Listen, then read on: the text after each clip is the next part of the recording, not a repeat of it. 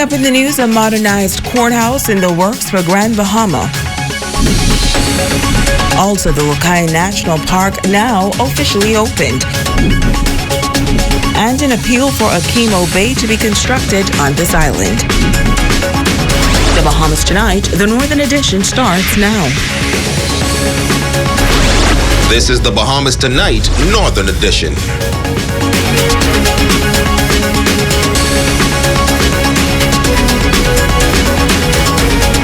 You're watching the Bahamas Tonight, the Northern Edition. Good evening all, I'm Shoshana Roll-Barkison. As always, it is so great to have you with us.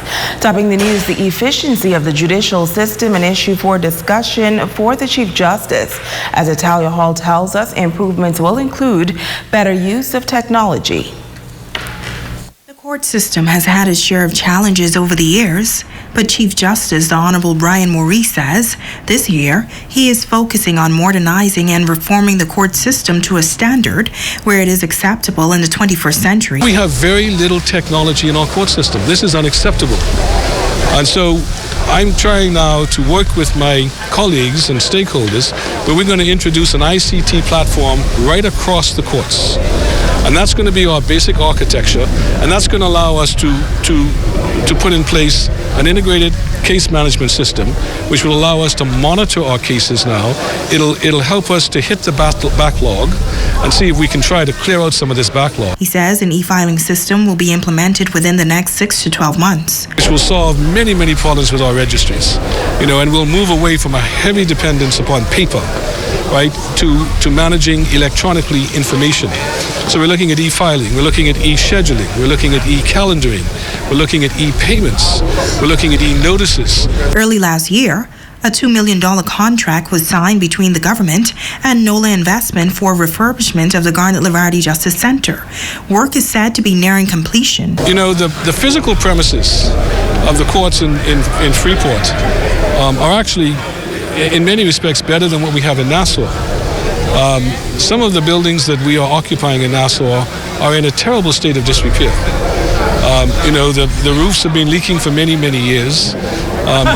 Courts are disrupted during bad weather, which is unacceptable in 2020 for a country like the Bahamas. The Chief Justice says much attention will be given to Grand Bahama this year and adds that specialty courts will be established as well. Family court, which is going to be dealing with all family business, divorces, adoptions, guardianships, ancillary payments, maintenance, child custody, all those things.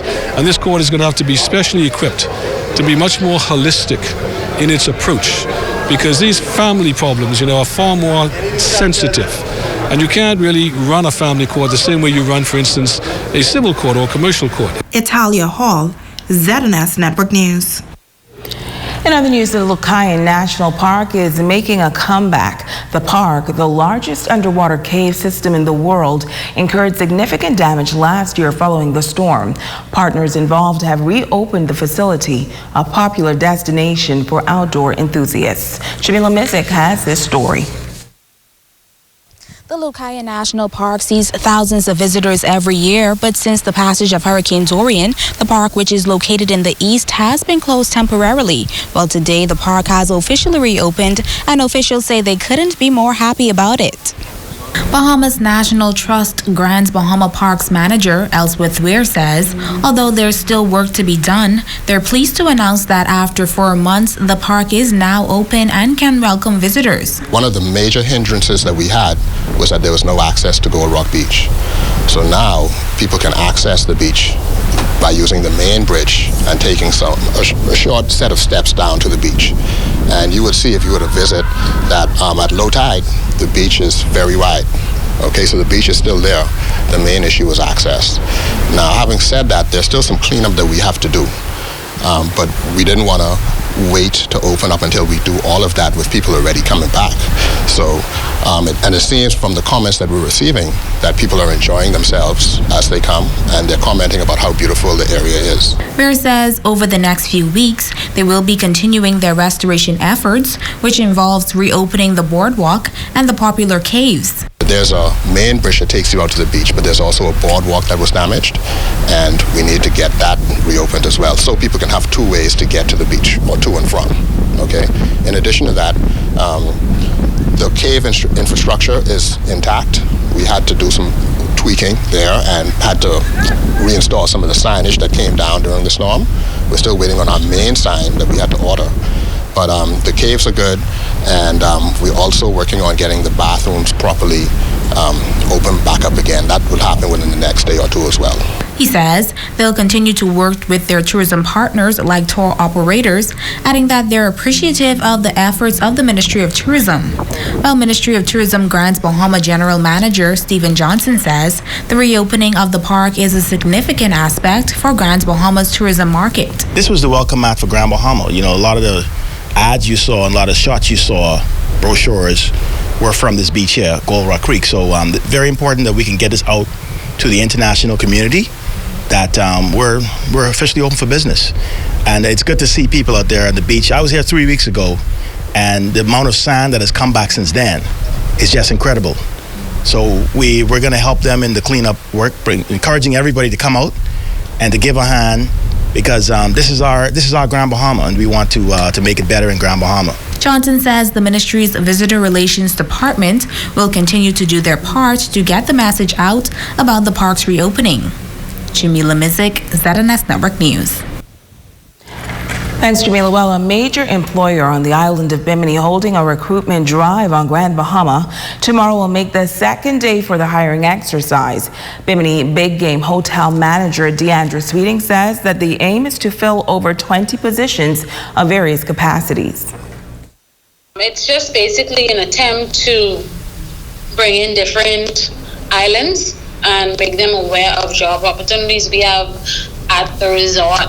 I know a lot of times we, at Bimini Big Game Club, a lot of times we look on island, especially with the economic outlook for islands like Abaco, Grand Bahama, post-storm, just looking to diversify persons that are able to apply and, you know, try something new. We're looking for cooks, buses, the food and beverage department. We're looking specifically, a high target is a restaurant manager, and then another one is an accounting admin.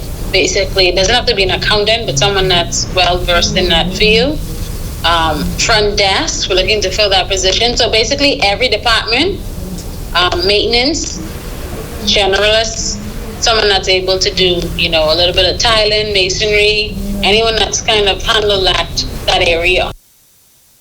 And the recruitment drive will be held from 9 a.m. to 7 p.m. tomorrow. And interested persons are asked to bring 2 forms of identification, a resume, police record, and be prepared to fill out an application and a questionnaire. She believes that persons who are successful will not regret the decision to join the Bimini Big Game team. Basically, our family environment. It's a smaller resort, 51 rooms, and it's a smaller island. I just think that would be the benefit. You come to an island where everyone knows everyone. There's no need to, you know, look over your shoulder. And there's also room to grow. I feel like the type of guests we have, they are from all over the world. And even though you may not be able to travel, the guests that we have, it'll feel like you've been where they've been, experienced different cultures. And, you know, and some of the positions are full-time and some are part-time. It's just based on what the applicants have to offer. Now, once again, the recruitment drive is set for Pelican Bay, and that's from 9 a.m. to 7 p.m. Well, now to news from Abaco, where post-storm cleanup continues. Parties involved in the cleanup process say while progress has been made, there is still a whole lot of work to be done when it comes to the environment. Megan Shepard reports. While some on the ground on the island of Abaco and those on the outside looking in may feel as though the rebuilding efforts are moving rather slow, experts say that an important first step is the cleanup process. With this in mind, the Disaster Reconstruction Authority and the Department of Environmental Health Services have established debris management sites for the collection of debris. Senior Deputy Director with responsibility for landfills in the country, Thomasina Wilson. 2 sites in Abaco. One is in Treasure Key, where we went earlier, where debris is segregated and put into various different components. At those sites, hopefully we will be processing them further in the future. And we have one here in Spring City where we're at now. And we're doing the same thing in Spring City, where they're separating as much as possible at the source. They have to be re-separated here at the site, but for the most part, we're trying to keep most of the waste segregated. Wilson says that most of the debris collected is residential debris from deconstruction and reconstruction efforts. It will be further segregated into various different components: the concrete, the white goods, the e-waste, the household hazardous waste like the gas tanks, and then again, like I said, the e-waste. So all these things will be segregated. The wood debris will be, hopefully we will be able to mulch that. The regular C&D, which will be the wood and the roofing materials and stuff, will be shredded. And so far, I think it is going well. We still have some public awareness aspects that we need to reach out to the public to really encourage them to separate this waste as much as they can at the source, in that, like the white goods and stuff, you really shouldn't be mixing that with the rest of the waste that's in the house, okay? But right now we find that it's a challenge for residents to really segregate this waste, and so when we get to the site, we're trying to do some further segregation. She notes that Hurricane Dorian left behind unprecedented damage and says she believes that only 30 to 35% of the island has been touched in terms of cleanup. This is going to be a long process. It's going to take some time, but it has to be systematic. It's not a rush process. We know it's going to take some time because Abaco over the years has grown, and in a couple of days it was devastated. So it's going to take some time to clean up.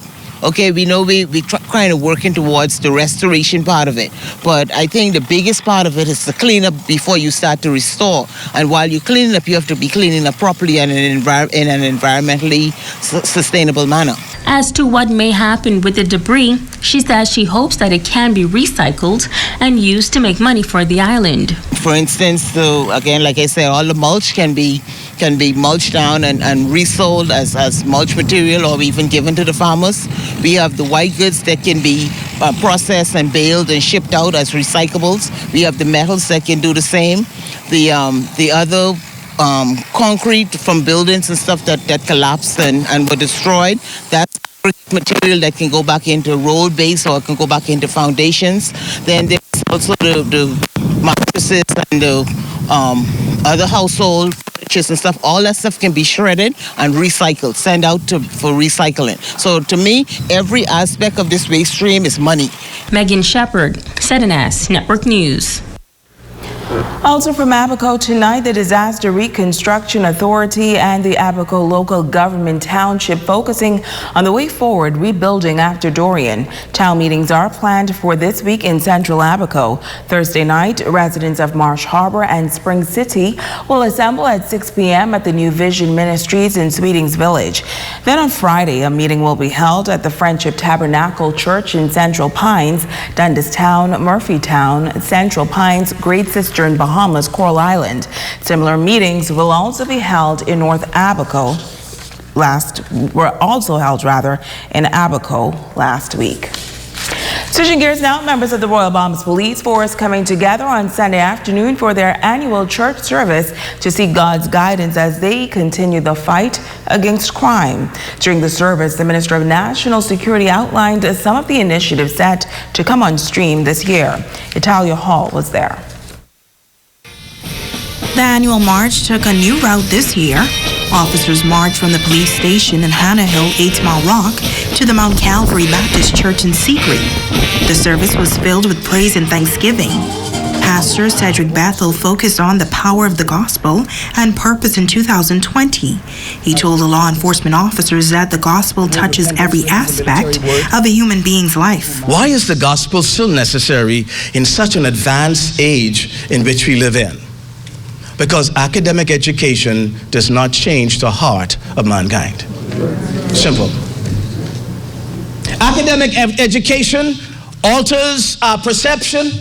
Academic education broadens our horizon.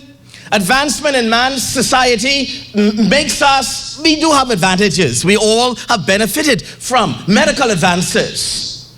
Whether it's just basic over-the-counter medication, whether it's prescription medication, whether it's surgery, we've all benefited. We've benefited from the advancement in technology with food.